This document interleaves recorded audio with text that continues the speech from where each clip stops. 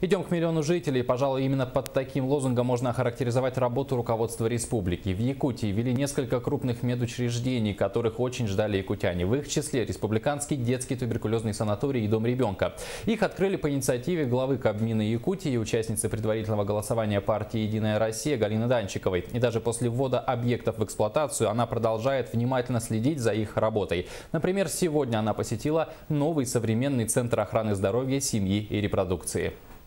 Центр открылся в сентябре 2013 года. На реконструкцию объекта по программе, утвержденной указом Егора Борисова, было заложено более 32 тысяч рублей. Именно здесь планируется будущее поколение республики. Закон, о сохранении репродуктивного здоровья в Республике Саха-Якутия. Мы этот закон приняли вторым субъектом Российской Федерации. Он нам тяжело дался. А для реализации этого закона нам нужна была служба. И вот для реализации закона о сохранении репродуктивного здоровья в Республике Саха-Якутия вот такое решение приняло правительство в лице Галины Никитичны Данчиковой. Центр охраны здоровья, семьи и репродукции работает в 2 смены и способен принимать до 300 человек в день. Здесь стоят высокотехнологичные аппараты экспертного класса, работает женская консультация и специализированные отделения. В нашем центре созданы 2 уровня оказания медицинской помощи. Первый уровень – это женская консультация, где оказывается первичная медицинская помощь женскому населению.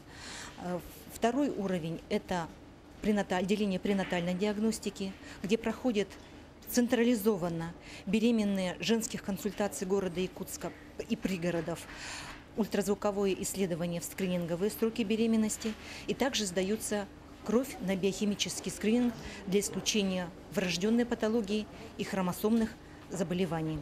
Председатель правительства Республики Саха-Якутия Галина Данчикова внимательно ознакомилась с работой центра и поинтересовалась, все ли делается для удобства будущих мам.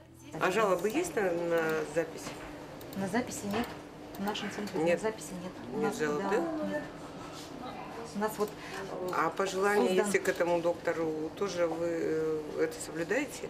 Но если человек хочет выбрать, да. Если у нас есть выбор, да, есть выбор пациента, есть выбор врача. Главное, здесь впервые открыто кризисное отделение, где специалисты-психологи работают с будущими мамами, а сами женщины дают высокую оценку работе профессионалов и комфортным условиям. Хороший центр, новый центр охраны здоровья семьи и репродукции.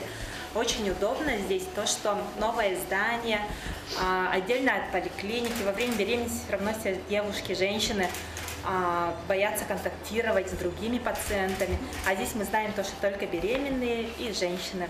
Мы не боимся то, что можем заболеть, еще что-то. Кто-то чихает, может, в других поликлиниках, допустим. Просто не нарадуюсь, да, я сама многодетная мама, сейчас в ожидании 5-го. И вот просто все анализы здесь, все УЗИ здесь, просто все на высшем уровне, врачи квалифицированные, такие прямо доброжелательные. Галина Данчикова, общаясь с будущими мамами, отметила, что такие центры для репродуктивного здоровья женщин должны быть обязательно, чтобы дети Якутии рождались здоровыми и крепкими.